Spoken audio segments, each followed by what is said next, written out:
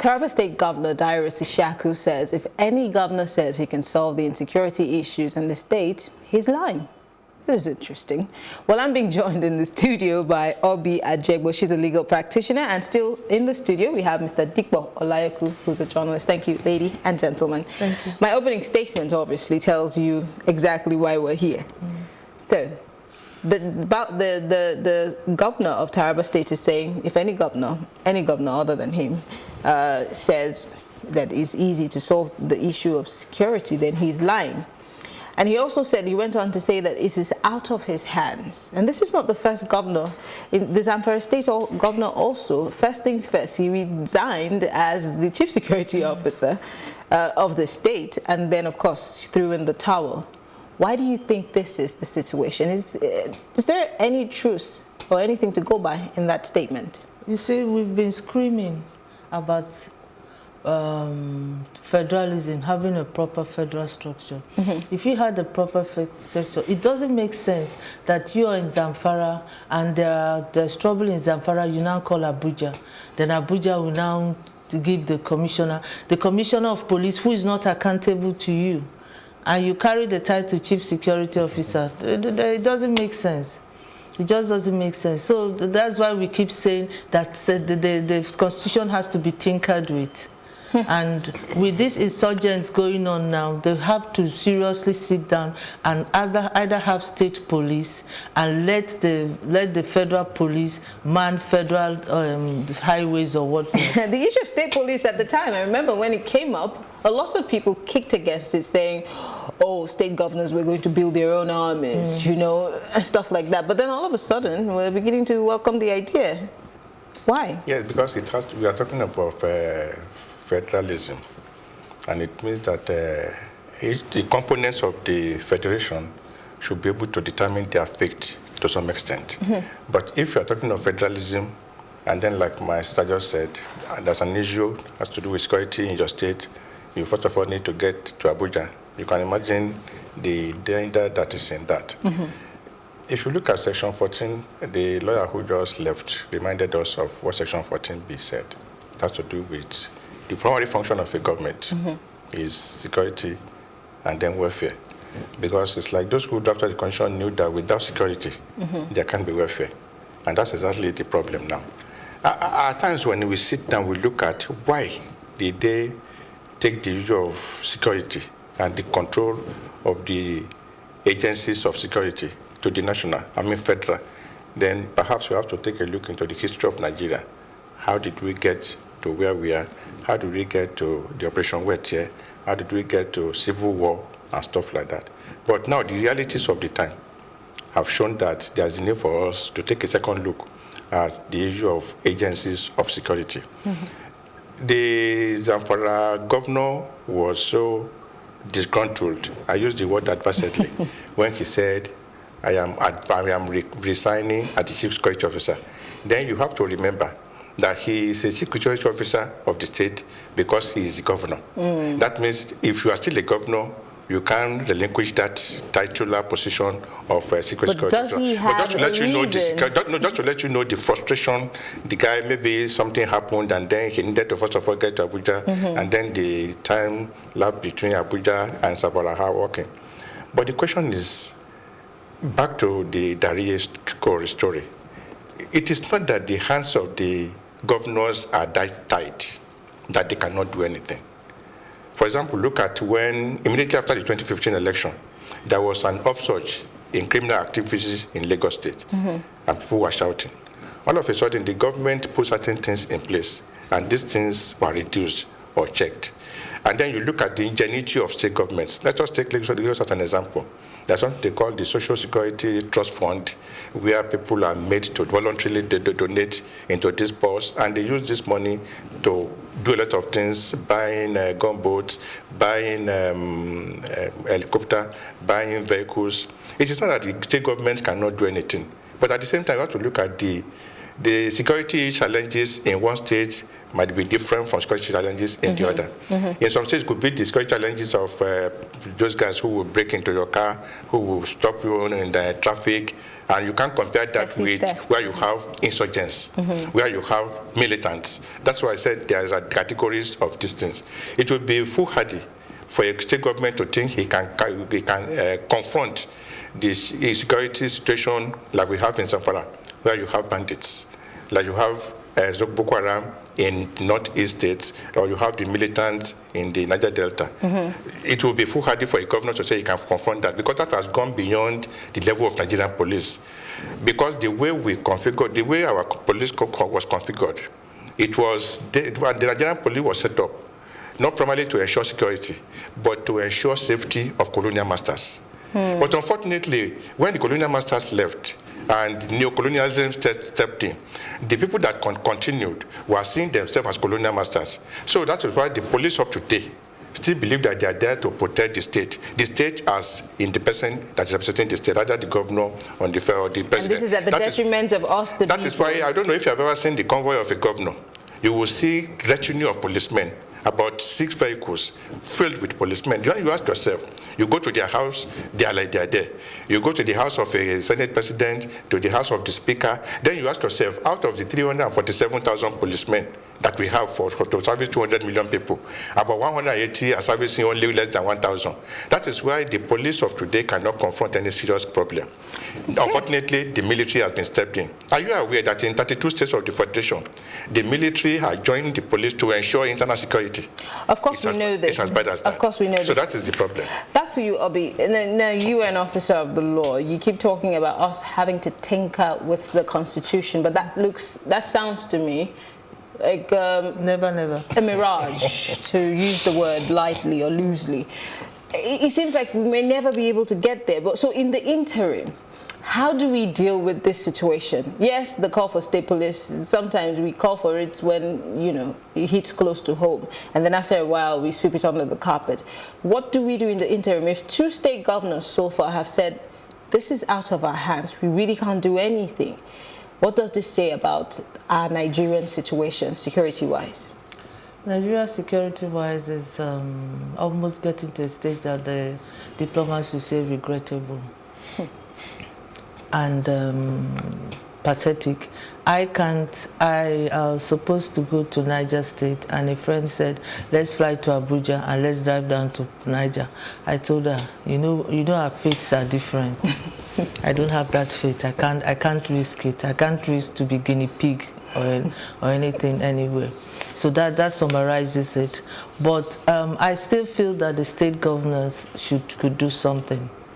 They could exert pressure on the commissioner and work closely with the commissioner and raise some more funding, and like they do in Lagos, raise some more funding, assist the police in Lagos, and even, if possible, see that more recruitment are made, especially for their states. But the police also has some challenges which people have raised, saying because of the deployment. So you bring a man from, let's say, Zamfara State to police a place like Port Harcourt, and a place like Port Harcourt has issues of cultism, deep-seated issues of cultism. How does he relate with the people that he needs to get information from? Because of course policing needs intel. There's a difficulty. There's first a language barrier, there's also cultural barrier. So what about having police officers or intelligence officers who are from those areas? Because people have spoken about it before. How do we work with people who are from those areas instead of, you know, the crisscrossing of people from different areas? First of all, let's ask ourselves, why do the police bring somebody from Kaduna and bring him to Lagos? It's because they want to bridge the gap between a northerner and a southwest person. That's number one. And it helps a lot. You find that the average policeman speaks at least 2 or 3 other languages. And also, before the police moves everybody, they don't just move everybody out. They keep some undercover people that are inside, and they work together with them. But the thing is, the police has a lot of issues. When I go around my estate, I see a lot of policemen guarding houses. and I just laugh. And those ones guarding houses are well dressed and just very handsome. Yes. And then when you go out on the street, you see the frustrated one with his trouser torn, wearing slippers, and you cannot match the dichotomy between both of them. That is the problem with the police. There are the ones that are doing guard services that are well taken care of, and then there are the ones that are let loose on me and you, that are frustrated. That is another one. And then there are so many other things. We have to look at the police as if they are one of us. But do they treat us that way? Because I was listening to a program on radio this morning, and they were talking about injustices that have been meted out on Nigerians by police officers who are supposed to be taking care of them because it's our taxes that are paying their salaries. So intelligence gathering might also be a problem if people are afraid of the police and not see them as an ally. Take, for example, I have had a case where a woman's baby, whose 2-year-old child, was raped by her landlord. And her landlord threatened to kill her if she ever went to the police. She still went to the police, and her number found its way out into the hands of the same people who were trying to kill her through the police. How do you say I'm safe with a police officer if you do not have trust in the police force in itself? Yes, there is that trust deficit, as a matter of fact. But when situations like this arise, you ask yourself, is the policeman difficult or different from a typical Nigerian? Big question. Some years back, when there was one story of a man who came from U.S., who was at MBI Broadcasting International then. The guy came from the U.S., and there were speculations or reports that the guy ran into some policemen around the airport after dispossessing him of his money and dollars to cover their track. It was alleged that they killed that person. A former IG of police, who was then the commissioner of police in Lagos State, I won't mention his name. Then we went to interview him in his office about this story because there was an outrage all over the country. After doing the normal interview, the man said we should put off the camera and sat us down, that we wanted to talk to us like Nigerians. And the man asked a question that, I'm talking of 1996, 97, we were with NBI then. No, sorry, 1999, 2001. That are we expecting a different behavior from Nigerian police officer? I'm telling you that these guys are recruited from among us. They are not Ghanaians, they are not Americans. That it's like what the guy was telling us is that the Nigerian police is a reflection of the Nigerian society. Where an average Nigerian thinks he can use his position to lord it over you. We go to motor garages, see how those guys behave to their drivers. Some years back, when President Obasanjo was in office, there were reports that he went to a police function, and then they discovered that one of the newly recruits then, they were doing like their passing out parade or something. One of the new recruits happens to be an ex-convict who jumped, I think he escaped from prison, from Benin. And the man came to Lagos, got recruited, and joined the Nigerian police. Let me shock you. Many years back, I had a friend. We were in secondary school together, a very close friend of mine. The guy was taking stuff. Later, he had what my friend would call brainwave. He was taken to where he was being treated, the local place. After a while, he escaped from there, came to me, and I saw the marks. You know how they change those people when they were treating them. I said, what is it? He told me his experience. The following day, he left. After about 5 years, this guy came to me. Leko. I was never with that then. This guy had joined the police in Niger State. Oh my goodness. He came with his uniform. There are cases of people. Some people. So when we are talking about Nigerian police, we want to cleanse the police. We need to cleanse Nigerian society first. Because the people that go into the police are Nigerians. Okay, because we do not have time, Obi, going forward, yes, he's talked about us also looking within ourselves, because even our leaders that we point fingers to, they're also part of the society. They didn't drop from Mars. Going forward, how do we deal with this issue of insecurity at all levels, states, federal government? How can we bring all hands on deck so that we can deal with it as quickly as possible? By the stroke, just a little amendment. Make the police commissioners accountable to the governors, and they take their instructions concerning the governance of the state, the security of the state, from the state governors. It is for the governors on their forum to say, we want that change. And put pressure. They know how to put pressure and get just that little amendment. The governors will be in charge of their states. Interesting. Mr. Olayoku, do you not see certain people beating the drums and saying, oh, this is how we're going to have the police under the armpits or the underarms of governors? No, there should be a caveat, like a limitation to the type of power the governor can exercise over the state commissioner of police.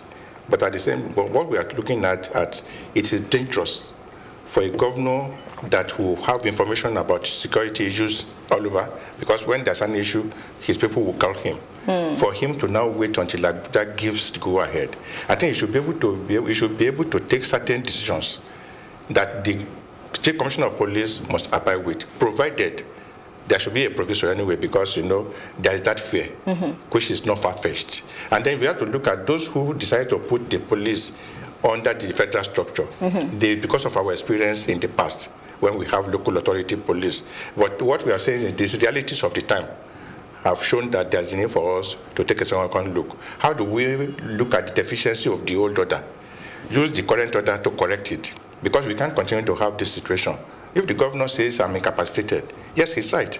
Because he will tell you that he has given an instruction to the CP who was waiting for another, nobody's going to dispute it. So that nobody will have any excuse, there's a need for them to have some level of the autonomy, control over the commission. Can I add something before we go? They keep saying state police, state police, state police. What is KAI? What is LASMA? What are all these? They're just uniformed organizations. They're uniformed organizations. State police are also uniformed organizations, but with there'll be a level where state police can act and federal can act, and there'll be counterbalances. So before, if state police is being used to muzzle you, you appeal to federal. Federal will come in and take over. Okay, interesting. Thank you very much. Maybe they can even borrow a leaf from what is happening in Anambra State. Anambra has what they call Anambra Vigilante Service. And those guys carry arms, but they work under the supervision of the police. We have it in many of the northern states.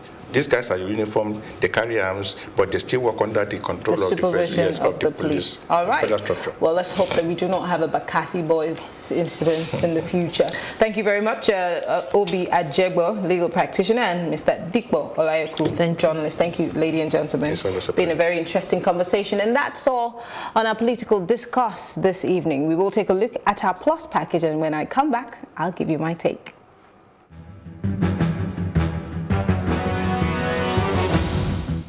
The Ministry of Foreign Affairs says the mission of Sri Lanka, Czech and Serbia were closed in the last 4 years due to scarcity of funds. The minister, Geoffrey Onyema, while speaking to newsmen in Abuja, said the mission in Ukraine was also undersized as the ministry struggled with its inability to fund a full-scale operation.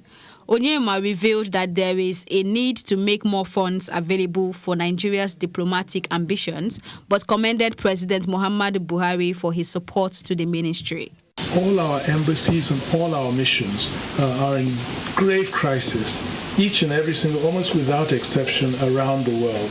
This obviously will compromise our capacity to deliver optimally because the resources are just not enough to sustain at the level which we want to. Nigeria is a big country, the giant of Africa.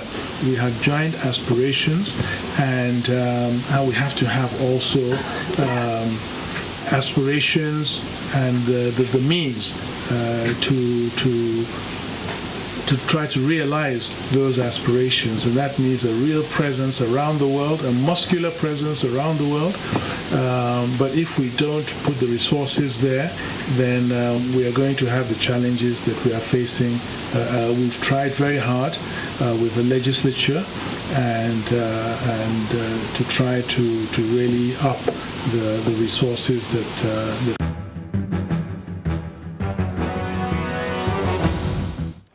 Well, it's time for my take. The governor of Taraba State, who has asked the residents of his state to turn to religion for protection. What I can see is a man who knows nothing about his role as a governor, or maybe someone who's helpless. Because although no one expects the governor to carry a gun to fight, he is responsible for the happenings in his state. Do not misquote the Constitution to cover up for your inadequacies. But however, I do not totally blame him. The security issues we have currently is, a function of our collective action. We have lost all sense of empathy as a nation, striving for survival, and until we begin to empathize with each other in earnest, the security issue will not be solved.